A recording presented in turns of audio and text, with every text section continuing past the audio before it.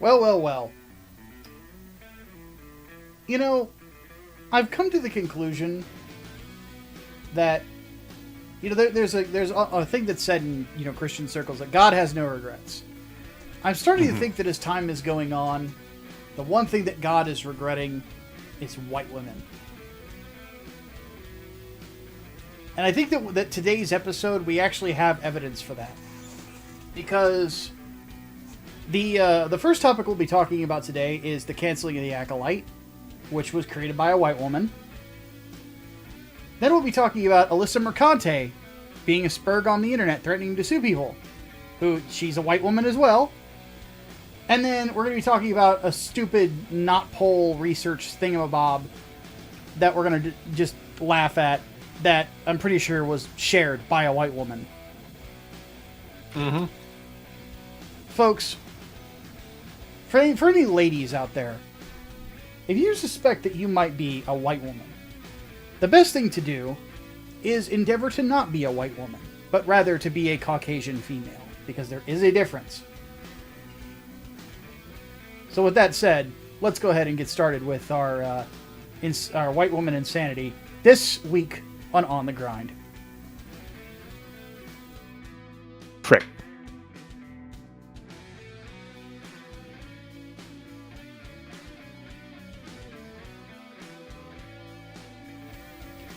Before we get into the white woman mania, though, Serena has gained more culture. Yay! So hopefully that will earn an applause from our audience. I have been pestering you to watch this movie for a while. And we finally got around to doing it. Yes, you have. Yes. Well, you got to get those classics in, man. Like, I'm of the opinion... Some things. Yeah. I'm of the opinion that there's just, there's certain films and certain TV shows that you ought to watch at least once. Especially if you're a writer, because they help kind of broaden your horizons a bit more. It's sort of like how I think that everybody needs to see The Godfather. At least the first Godfather film. Everybody, I think, needs to watch The Silence of the Lambs. Especially if you're a writer. And especially if you want to write horror. Silence of the Lambs is really, really, really good. I've seen it referenced in pop culture, but I've never watched it. Oh, that's another one. Lord. Yeah, we have to catch you up, woman. We have to catch you up. We really do. There's a lot of great stuff out there that you have not seen yet. And this was a really good example. So, for those of you out in the audience, Mike apparently still has not seen this movie yet. So, Mike's going to have to get some culture too.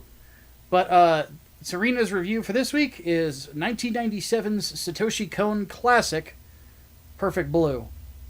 So, Serena, the floor is yours. Tell us what you thought about it. Okay, let me start with the synopsis of the plot. Perfect Blue is about a young pop idol, well, now former pop idol named Mina. What was her name? Mina? What was her name? It's on the tip of my tongue. Mima. Yes. Mima Kirigoe. Yes, I am not good at remembering names. It's about a young pop idol named Mia Kirigoe who decides to go into acting, much to the chagrin of her fan base, and much to the chagrin of a particular fan, as she tries to step away from the cutesy, family-friendly image of herself. She begins having these weird hallucinations of a ghostly image of her former idol persona, as well as having strange things happen to her. They either may be supernatural or maybe not. But this entire movie is kind of confusing on a first watch basis, because it has you convinced that Mina has some form of multiple personality disorder, which is referenced throughout the movie in some of her roles. But it's way more complicated than that. So my thoughts on the movie is I was very confused, because I knew about certain scenes, particularly the adult film scene. I knew about that from other like anime reviewers, so I kind of knew what to expect. So it didn't shock me as much, but it was still kind of weird, especially some of the nudity featured with Mima. Is it comes across as more voyeuristic, but I think that's like the point Yeah. because that's how her old fan base, particularly an individual by name of what was it, Mayama? I'm sorry, I have really bad names. We never actually find out his real name in the movie. Apparently it's listed here as Mamoru, but he goes by the online username of Me Mania. Yeah, me Mania, this creepy dude who is super obsessed with her to the point of actually being he to the point where the movie heavily hints that he's responsible for some of the strange murders that's been going on. But for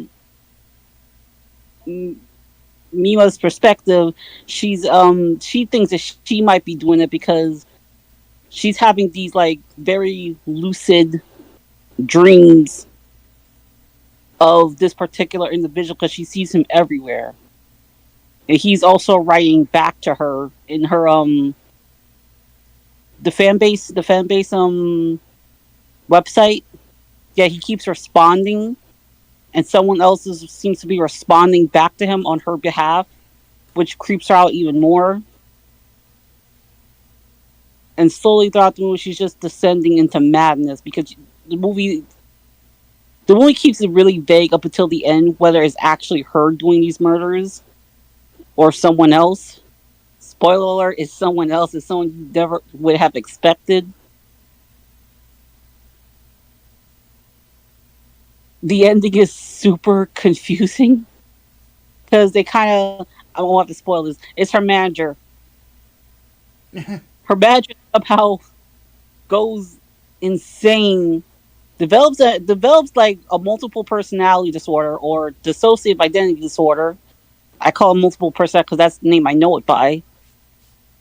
Apparently, she created another personality that is essentially just the idol version of Mima, and she's been like taunting and trying to kill her because she thinks that she and the creepy stalker the dude both see Mima as an imposter and they want to kill her in order to get back the original Mima. Weird, weird, like off base fan base type shit. Like weird, like fringe people in idol culture. Which is why Micah wanted me to review this last week, but I did because he didn't give me a proper deadline. Which it kind of goes back to the whole discussion with Kira Hime. That was her name. Which one? Oh, The manager? No, the girl that we talked about last week, Kira Hime, Oh, Kikihime. Kiki Hime. Sorry, oh my. See, this is what I mean by bad with names. It goes back to the discussion we had about Kiki Hime about the situation with her stalker. You see a lot of what happened with that young lady happen in this film, but to a much like sinister extent. Because in the film there's a like another male manager that's kind of helping out Mima. He just doesn't take these strange happenings and murders seriously. He just tells her not to worry about it, which is, in my opinion, pretty fucking dumb. When you have two murders that are directly connected or heavily connected to your client, and you just had an incident where someone sent something specifically for your client and it turned out to be a dangerous weapon. Now, keep in mind, this film takes place in the 90s. So hopefully things was good nowadays. But in the situation of Kiki Hime from last week, it's not really all that good. You really need a bodyguard. Yeah. I think that the one thing that this is one of those films that going back to like Mike and the Hat Man when Hatman and I were doing that show, this was one that anytime that something weird happened in the VTuber space, I would tend to reference because of stuff like that, you know, because I feel like there's a couple things that Satoshi Kon is kind of commenting on through this movie. There's idol culture, and then there's issues with the Japanese entertainment industry in general, and kind of like some of the things that could be easily just criticizing entertainment everywhere. And I've always felt that, you know, sometimes you can use art to communicate the horror of something in real life through creative means to make people think about it. And this, I think, is one of those movies that does it. It's a weird kind of like truth in television thing. Mm-hmm. I never really understood this weird, like, almost obsessive fascination people have with idols in Japan. I mean, I occasionally watch Hololive and stuff, but I'm like, I'm not that into like the idol part of Hololive that much. Honestly, I can't stand idol music. I find it too cutesy and saccharine. Well, it's sort of a bleed off between all the Asian countries because Korea has a really heavy idol scene over there. So Japan has an idol scene, and it's kind of like, I don't know how to explain it. It's, goodness, I'm losing my track of thought already. But it's just, it's when you become a fan of this, you become a sort of a parasocial insect almost. Yeah. To these perfect beings that have been created by the media. So then you start then it goes too far in a couple places because, like, at least with Koreans, because I know in Korea they essentially control their lives, like literally their entire lives. What you're allowed to eat, what you have to work out, your schedule, everything is down to the absolute minute. And it is a brutal culture, but it makes millions upon millions of dollars because there's so many people that just take it way too far. And you can see it over here in a different scale with someone like Taylor Swift. I'm gonna say, and she's not the first sort of idol like this over here, but she's the current big thing, and that's the closest analog that we have over here. And you can see the stands over here. They're fucked in the head. I'm gonna be real with you. A lot of them are fucked in the head. And you can consider that mindset, keep that mindset when we have like the Asian countries like Japan, China, Korea, where they will take things very seriously and way too far. So this is just sort of reflecting that. Goodness, pop culture is so fucked, really. Goodness. I just get, ugh. Poor Serena, getting slapped in the head. Yeah, I kind of regret making my villain her fan base based on like Beyonce. I probably should have based her on Taylor Swift. Ooh. I mean, Beyonce was pretty decently popular for quite a while. I think she still is in some respects. Mm-hmm. Ugh. Who else is popular right now? I bet you if we look up fucking like pop stars over here, it's a bunch of fucking people we've never ever heard of. Have you ever noticed that with music culture, and that just like out of nowhere, there'll be like Tom Bergaloo is now hooked up with ZZs from whatever, right? Yeah. And you've never heard of those fucking people in your life. I swear to God, like, celebrities get like randomly generated. Yeah. The funny thing about this for me is I just think like it's just such a great commentary on the parasocial element of, you know, popular culture and how some people get downright obsessed with a certain figure to the point where they become theirs, and it get like the interesting thing I think with the VTuber space and how it relates to this is like it's kind of the first time that some people are seeing how crazy this gets. Because like I remember when a couple of the Hololive girls were doing a couple live streams with some of the Holostars guys, that there were people literally losing their fucking minds over it. To a point that was fucked. Yeah, to a point where like I remember Amelia Watson had to go onto one of her live streams to say that she's not dating anybody and da da da. It's like, why do you have to say this? And then God bless two of these girls, Crony and Callie, for just saying, I'm gonna look, dating, not dating, it doesn't fucking matter. I'm gonna collab with whoever the fuck I want. Fuck off. This is why I like Cal. Yeah, I just sat back and just applauded. Like, that is how you deal with it. You tell them to fuck off. And if they start making threats, you know, let your management know, and they'll take care of it. So, in the at least with the case of Kawawa, she had a stalker pop up, and all the fans found him within like 5 minutes. Yeah. So, to close out this section, Serena, do you think you would recommend people to see Perfect Blue, or do you want to watch it another time before you make any recommendations?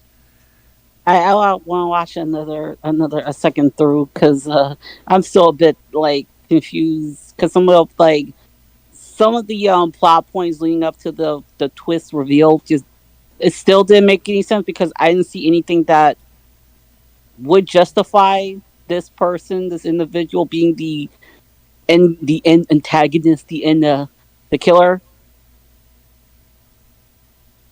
so to speak. So I would say wait on it.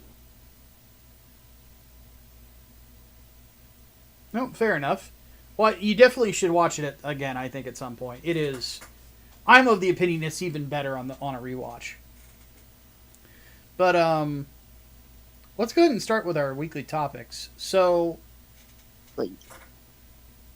The Acolyte. Oh, goodness. It was a thing that existed, and now it is no longer a thing that exists. It has been canceled.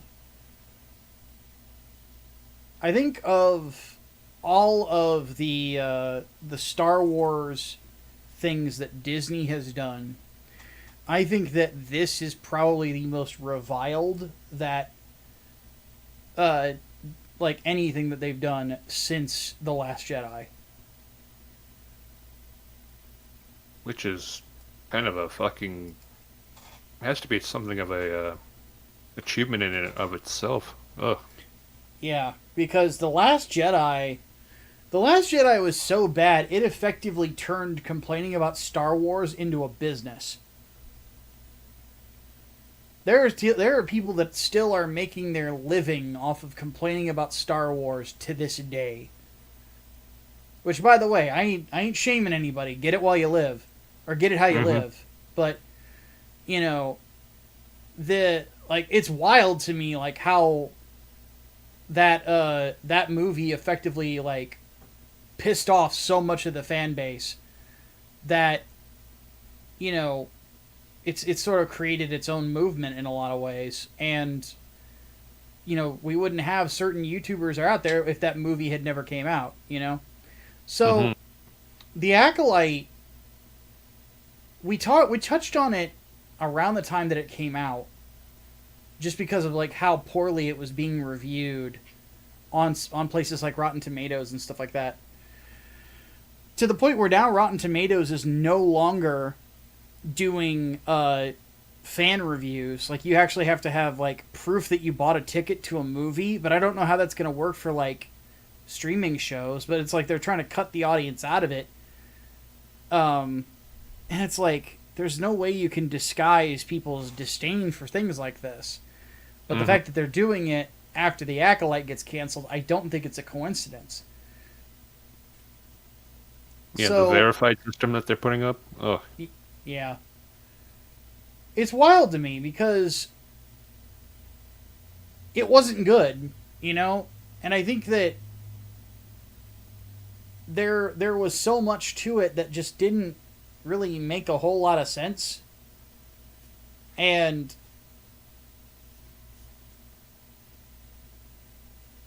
it kind of it, feels like that they were almost poisoning the High Republic with the bullshit that they were working on.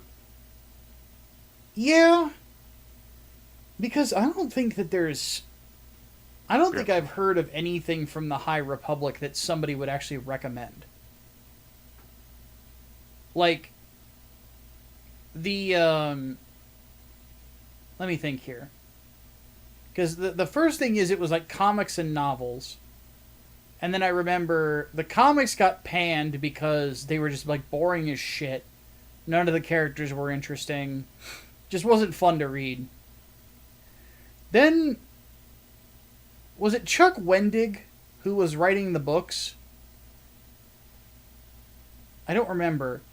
It was some dude named Chuck who was just bitching constantly about the Star Wars fandom, and then his book got released, and it was like barely edited.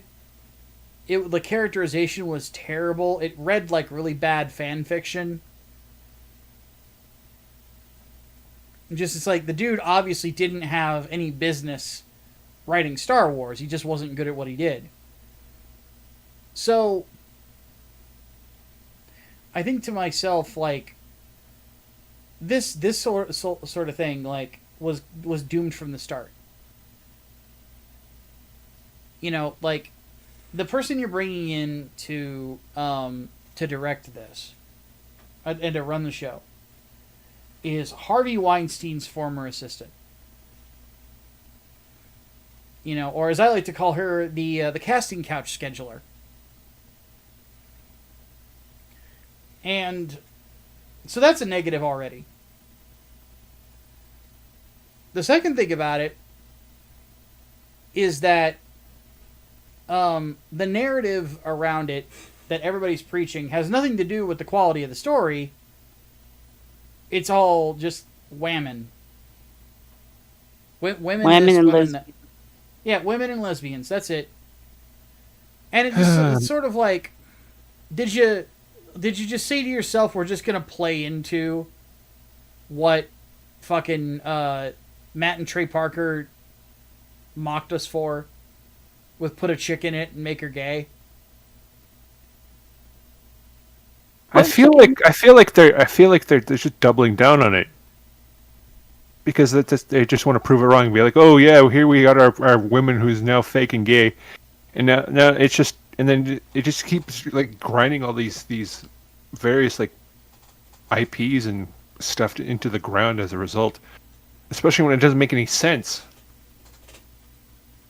Because like, I don't mind women now and again as protagonists, but it's like they're specifically choosing the most annoying ones to be around, just to like prove their point that they have control of the culture. Yeah.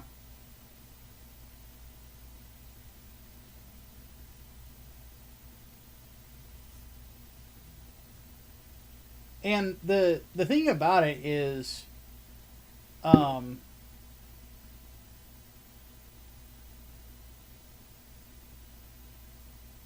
it really felt like, at least from just reading through the notes on it and everything like that, because I'm not gonna watch this shit, that Leslie Headland had just like a passing knowledge of Star Wars.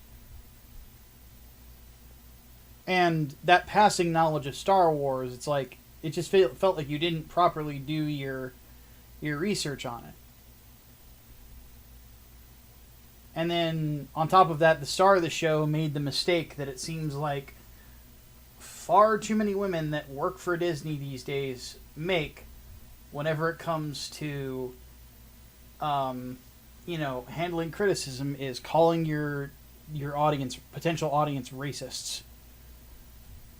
Racist, misogynist, all sorts of ists, and they just double down on that all the time. Yeah, and it never works. Like you like I that's the big thing to me. It's like, why are you doing the thing that doesn't work?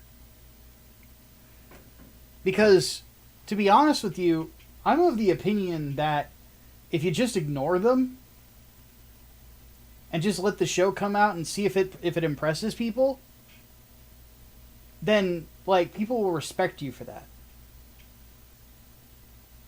It's kind of a there's a fucked up thing in life where people respect those who are willing to keep their composure when everybody else is freaking out. And if you bend to it, you're seen as weak. And one really good example of this is the girl who plays Miss Marvel in the Miss Marvel TV show and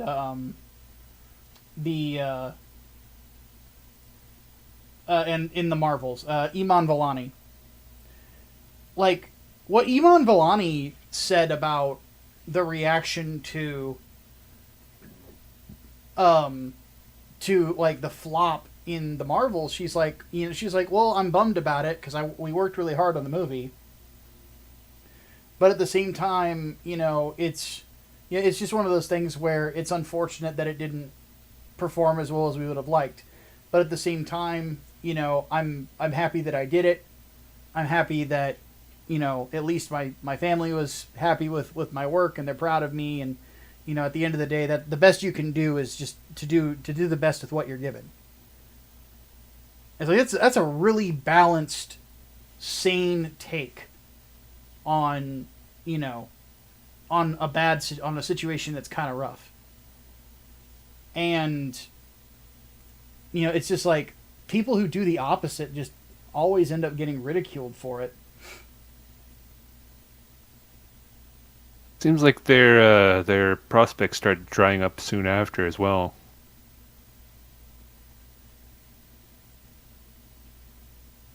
Gee.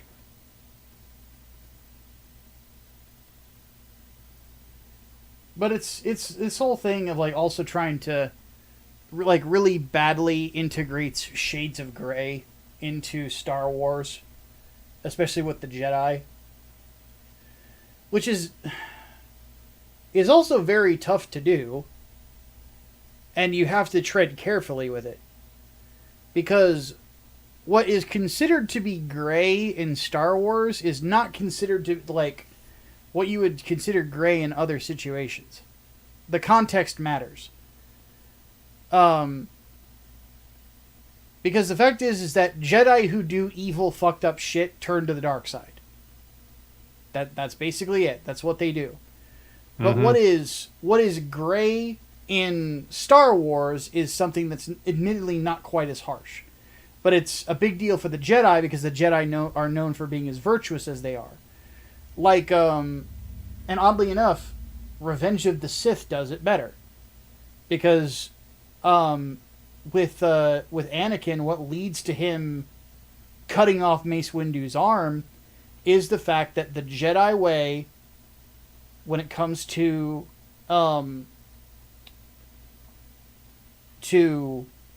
bringing in a Sith, is that if you've beaten them, they have to stand trial.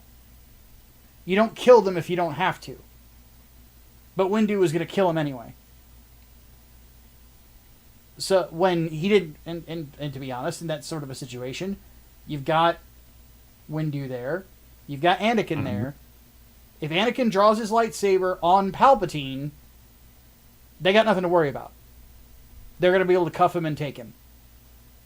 But because Windu was hasty, he gets his arm cut off and electrocuted and dies. So that's a gray moment in Star Wars. And it's done a lot more competently than in this. So it's just one of those things where it just didn't vibe with people. And also something I've been... Sorry. Go ahead. I'll say something I've been seeing online is this weird, like... A lot of people have been calling this show unironically evil. And I wouldn't go that far, but I can see what they're coming from with the whole twisted morality aspect, making the good guys into bad guys by making the good guys malicious or incompetent for no fucking reason, and having the actual evil characters be made out to be good. Perfect example is Osha May's mother, Anasea, literally turning into a fucking smoke demon and disintegrating a child, forcing Jedi Master Squid Game, aka Soul, to basically kill her on the spot. That's Yeah. not really a that's not really a gray moment. That's a good thing. Yeah. He did Just what he's saving a supposed to child. do. How the fuck is he the evil one? Why is he punished for saving a child's life? That thing she was doing where she was like turning into dust. That's like the last thing someone does when they're gonna turn into some fucking evil monster thing. All right. Uh, Jedi Squid Game basically had the right idea there. I don't get it. I do not get it at all. Every And, clip I see of it, it just reinforces that the Jedi here was in the right. I I yeah, I don't get it at all. and making your main character into an evil piece of shit that kills her father figure because she wouldn't let him explain what the fuck happened 16 years ago makes her it just doesn't make for a good story. Like you made the supposed good guy, the good twin, into the evil one, and the bad twin into the good one for reasons. What the fuck? I think that this is something that's been getting me. It got my goat, and I think oddly enough, it kind of ties into why I think the Punisher video I just did resonated with as many people as it did. It's not like a huge video, but it's sitting at about 15,000 views, like, which is pretty good for me, and very good for any comic book content that I do. Um, like the thing with it is that I feel like people in the entertainment space right now, that their general morality is just fucking twisted. Like, I've seen videos where like they're saying that Frank Castle, the Punisher, is a villain, and I've had people in like the comments of that video saying that, oh yeah, if he catches you jaywalking, he'll shoot you. It's like, what? When did he ever do that? And then I don't ever get a response. But the thing is that the Punisher is not evil. He just does not believe in the justice system. I don't think that makes him. Yeah, I don't think that makes him. I don't think that makes him evil. I think that makes him cynical. In a lot of ways, he's a sort of a condemnation of some of the gaps that we have in the justice systems here in the West, and but he's the kind of person that, like, if a kid was hurt on the side of the road, he would go and help the kid without hesitation. You know, if a little kid had lost their mom in the mall, Frank Castle would take that kid to the security station and wait with the kid until her mom showed up. That's the kind of guy he is. You know, it's not an evil person. And people trying to say that Batman is a bad guy now. How? How the fuck? Oh, because he's rich. Look, I can see Bruce being like not the most trustworthy person, but his distrustful nature comes from like an understandable place when you're like the only mortal working with, well, essentially gods. So he needs to like keep them in check just in case if the worst happens. Yeah. Like, Batman could be a dick, but he's not evil. You know, like the whole thing with Tower of Babel, because that's the arc where he comes up with a plan to disable the Justice League. His whole thing was disable, not kill. You know, it was Vandal Savage who turned that into a killing thing. So, I think that I think that this is just another really good example of another like modern show that's just been rejected by people because it's so fucking weird, and it really doesn't make sense to anybody outside the California bubble. And I think that this needs to be a wake up call for Disney in regards to like how they need to be pursuing stories in the future. Like they've got another season of The Mandalorian coming out, and it's going to be called Mandalorian and Grogu now. And so that's a positive thing. But like that poor man's back. I swear to God. Yeah. But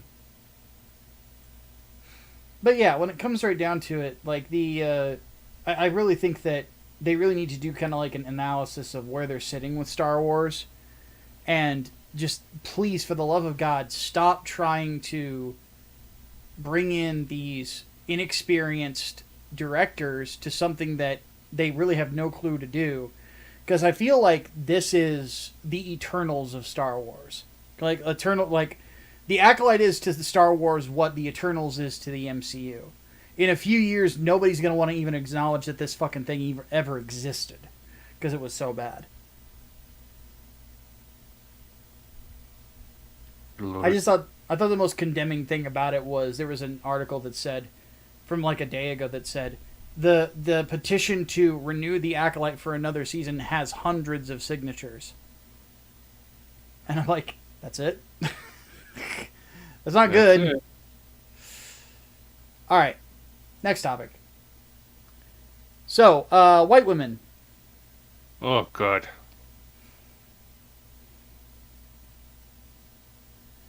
Let's let me read this. This is from Alyssa Mercante, who is a writer for Kotaku, which is which is terrible. And the photo that is used for this, first off, it's kind of hilarious because the whole room like cheers her on when she tells people to fight her IRL. Mm-hmm. And is doing the like Yas Queen Slay bullshit. Look at the dude behind her's eyes. That fucking Trudeau looking motherfucker. Yeah, with the porno stash, like. He's like, I like what I'm seeing, mama. Yeah, like that dude. That dude wants some sucky $5. Like, and she is an OnlyFans chick, so hey, maybe if you give her enough of a tip. But She is? Nah, sorry, she is. She does have an OnlyFans. I don't know why. Oh, Jesus. You never know. But dude, like it was one of the most cringe moments ever because people actually tried to take her up on it, and that like an actual sanctioned boxing match, and then she turned it down. I was like, no, fight me in the street. I'm like, oh my God, you're an idiot. Ugh. You do not want to fight people in the street. There's a good chance you won't wake up. Because there's no referee to pull somebody off of you. There's no way to stop it in an alleyway. And if you lose, people might not find you. It's very, very not good.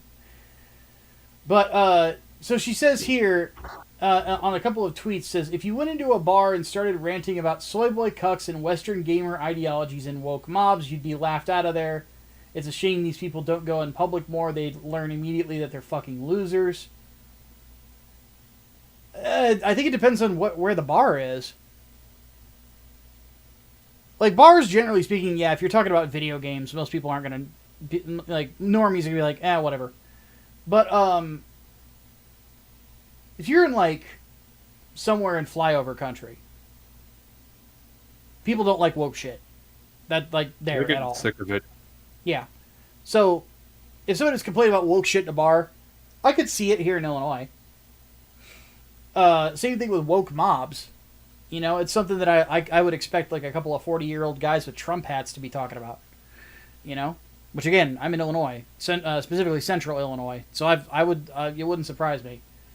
And then she says, you're harassing people about video games. The internet was a mistake because it allowed all of you weirdos to find each other when... Before its invention, you'd stay in your caves where you belong.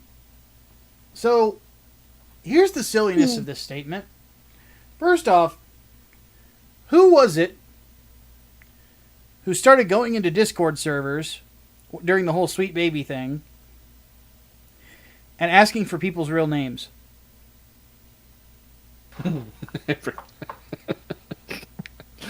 Oh, goodness. Yeah. So that's step one. Step two, who was it that,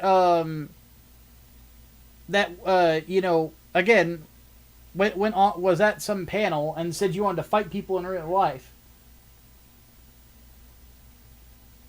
And then apparently, like, she's starting to sue people now, too. It's like, Lord. what, on what grounds? Like, for harassment? Well, here's the problem. First and foremost, if people are bothering you on Twitter.com or X.com, there's a block button. You know, I don't think that Kotaku has comment sections anymore, so it's not like you're seeing it there. If people are sending you nasty emails, you can block them there too. If they're threatening you, like actually physically threatening you, you need to be forwarding those to the police. If you actually feel threatened, but you probably don't. The fact of the matter is that this particular lady, everything that she's done, she's brought it on herself. And if you try to go, like, what is discovery going to look like in that lawsuit? Like, how is a judge going to respond to it? It's like, well, madam, I mean, according to Exhibit A, B, and C presented by the defense, you fucked around and then found out. Maybe don't pick a fight if you don't want to fight. I'm just saying.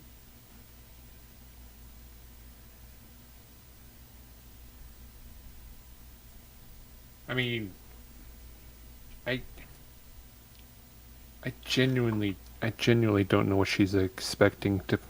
I think she's trying to do the whole putting up a brave face sort of thing, where you say you're going to start like suing this, that, and the other, and then you're gonna like, but then you to try and like discourage it. But on the other hand, all that really does is encourage it on the long term. I've noticed.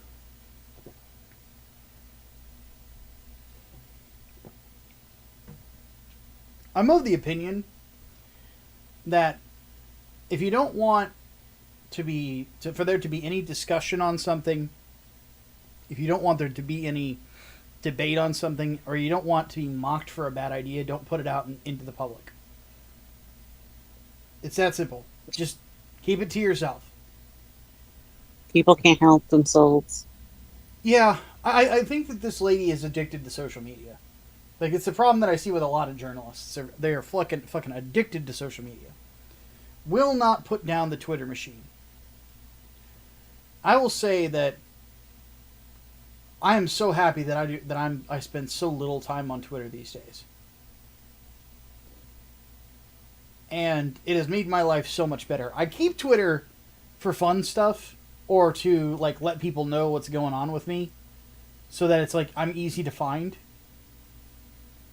I don't have the luxury. Well, for you, it's the job. But, Yeah.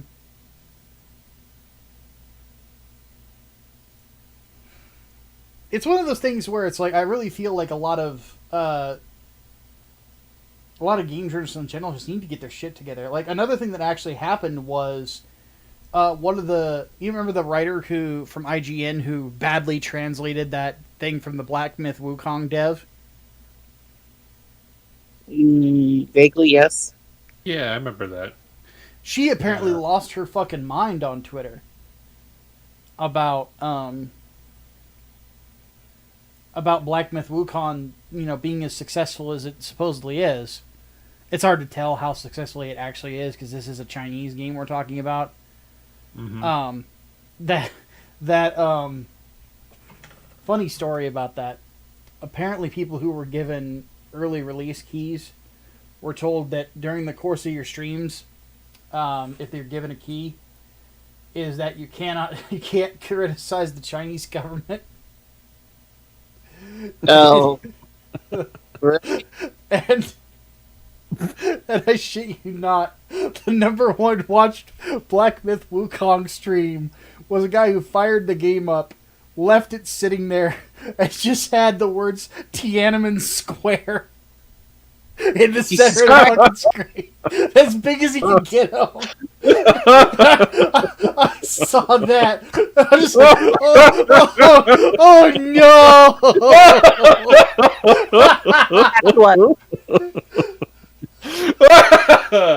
no! Nothing happened at Tiananmen Square. Oh my god, it was glorious. I'm like, you gotta be fucking kidding me. This is awesome. Oh. Even just to fuck up China's day. Hey, I applaud it. I'm all for it. But the lady was saying shit like, you should pirate the game and stuff like that. I'm like, you're a journalist. You can't encourage these things. Like, you're... Not to mention, not only are you a journalist, you're also a... this isn't... You're part of the enthusiast press. It's not like you're, like, Tom Brokaw or some shit, you know? Or Walter Cronkite. Like, take yourself seriously, though, at least to some degree. You can't encourage that shit because it is a crime to pirate things. You can't just encourage that stuff. I actively tweeted IGN and said, you gotta clean your house. I'm not calling for her to be fired, just to clarify, but I do think one of her editors needs to bring her in and say, hey, whatever your issues are, imagined or otherwise, this needs to stop, and you need to focus on work. And that generally is just a problem with game journalists. And it's been that way for ages, where they're busier trying to put themselves out there as internet personalities than they are trying to actually do a good job. I blame Jim Sterling for this, because he's fat, but also because he was always bad at his job and he was always corrupt as fuck. People are just now starting to figure it out. But like, Jim Sterling cared more about being an online personality than being a good journalist. And people saw him and that he was, getting popular, and they wanted to be popular too.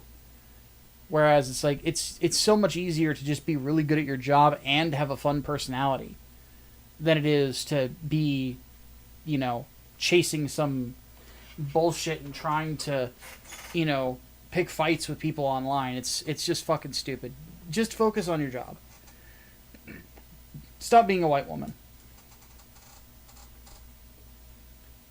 God, it's so hard though. I can understand they're absolute terrible. Yeah. All right. Serena, tell us about a tweet you found about some white lady saying that nobody wants to have sex with gamers. Yeah, I've been seeing this like weird statistic report going around showing the different activities that women find least attractive in men, and one of the most popular ones was video games, with bird watching being the least disliked, which was fucking weird. There's a reason for that, but keep going. But yeah, I didn't believe it the first time I saw it because it just didn't seem credible. Even when I looked on Aiden Paladin's, the statistician, the social scientist's account, even she thought it was like bullshit. And she was like kind of picking out how none of it made sense. I'm like, yeah, that makes sense. That's a good point. So I just like thought I'd share it with you guys because it was just so dumb. And then personally, as a woman, I need a man that shares my interests in gaming, the waifus, and the anime. Yeah, the person who tweeted this out is a woman named Liz Wheeler, who is a Politico, She used Oh no. to, yeah, she used to Always host lie. a, yeah, she used to host a show on OANN, um, Oh and no. yeah, right wing influencer basically. Um, the she she's one of what I would call a young boomer because she's younger than I am. Because for those who don't know, I'm 38 at the moment. Um, It's a terrifying and terrible age. yes, it is. But the this young lady is part of what I would call the internet boomer. The common thing that you would hear from actual baby boomers growing up, if you're my age, is stuff like, "Oh, you shouldn't play video games; it's bad for you. You shouldn't listen to heavy metal. It'll make you worship Satan. So will Dungeons and Dragons." Blah blah blah. These people are saying things along those lines because they seem to think that it makes them mature and awesome. And it's like, Real, no, it really doesn't. real men should just gather sticks and fucking watch paint dry. Yeah, apparently. Um,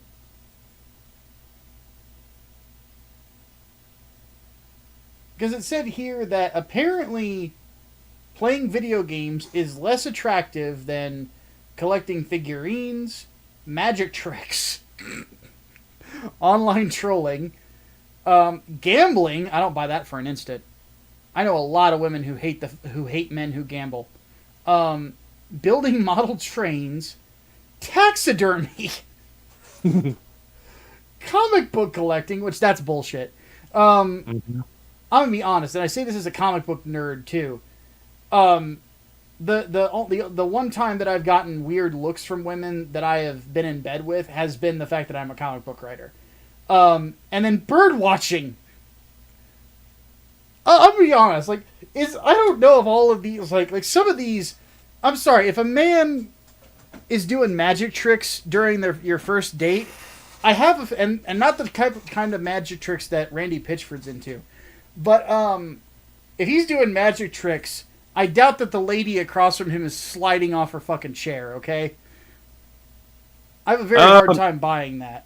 Yeah, so we had to look into this, and we're pretty certain, at least according to the community note, that the reason why this graph looks the way it does is because a dude was trying to make a joke about how his hobby, which is bird watching, is the least unattractive hobby for a man to have. But the reason why it resonates so much is because so many of these like real men gather sticks and just watch paint dry sort of types, it feels right to them. And I hate it. I hate that it's spread so far already. Ugh. Yeah, it bothers the fuck out of me because like most of the people that I have, like whenever I was taking my boxing classes or Muay Thai classes, most of the guys that I trained with played video games. You know, the video games are so common and so easy to get your hands on these days that anybody can play them. There are web games on fucking YouTube now, like mobile games.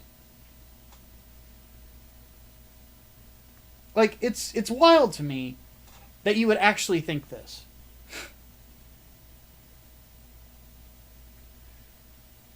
And the idea that women find this unattractive, like, there's a lot of women who play video games. You have one on your podcast here right now. How dare she? How dare you? What's wrong Oh, with right you? there. Yes. But You're yeah, a whammy. I've never had a woman that I've dated ever, like, get mad or anything like that about me being a gamer. And I've been hitched before, and I've had several girlfriends over the last 10 years. Like, where does this come from? Like, it really is just this boomer shit of this idea that every dude has to be, I don't even know now. Because, like, Stoic who are and we... boring. Yeah, I guess. Because it's like, who are we supposed to look at? Gavin McInnes? Yeah, I really want to be like the guy who shoved a dildo up his ass to own the libs. Wait, what? Yeah, he actually did that. I hate that he did that. Because now you remind me that he fucking did that. Yeah. And I'm What going to the remind a fuck? lot of people that say stuff like this that he did that. Because that's a guy who always says that, men should be more masculine and stuff like that.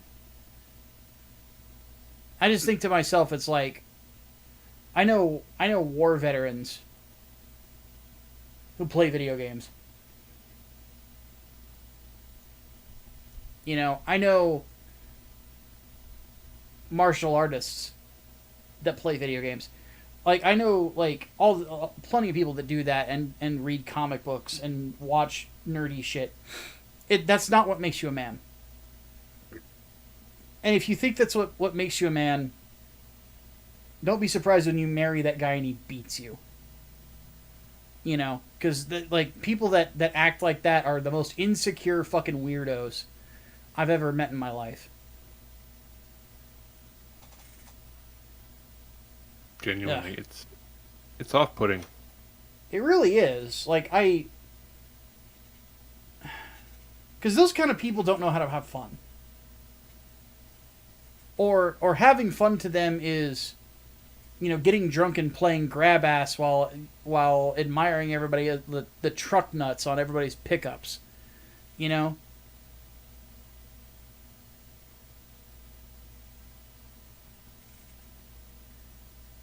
God, I just don't.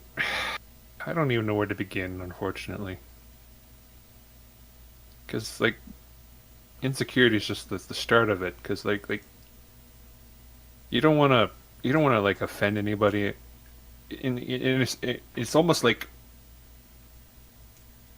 it's almost a similar culture to like how you can't say the wrong thing around like liberals.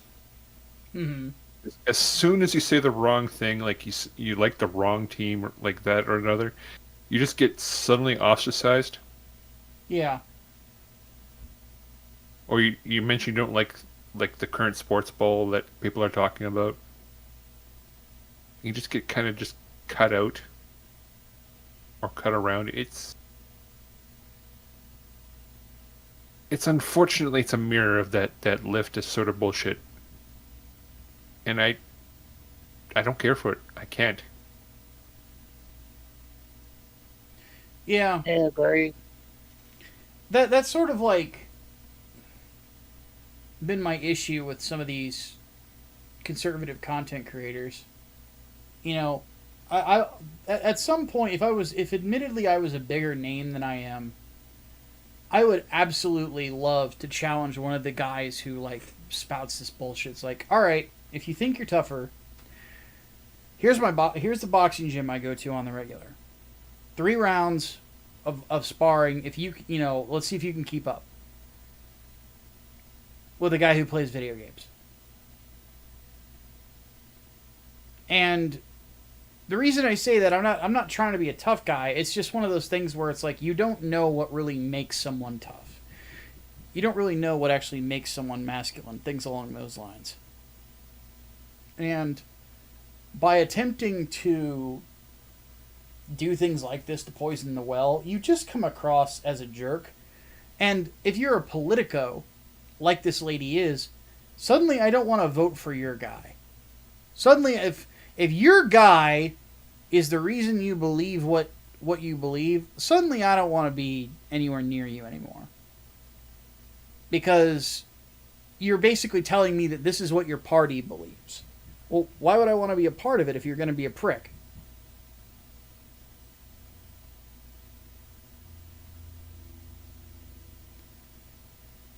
It's a wild thing to me, man. And I don't think I'll ever understand it. You know.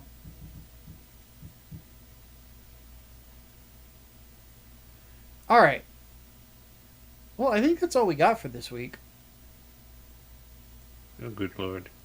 A little bit of a shorter thing, but sadly, Xavier and Wayne were not able to be with us this week. Wayne's been feeling ill, and Xavier had some stuff come up. So, hopefully, next week we will have everybody, the whole gang here, to discuss more insanity and other such things that are going on.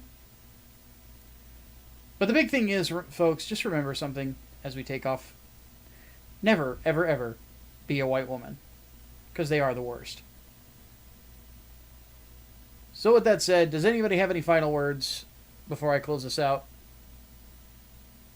No, I mean, it's one of those brutal things. I mean, it's like, they can't help it. They just can't help it. Oh, goodness. What do you say, Serena?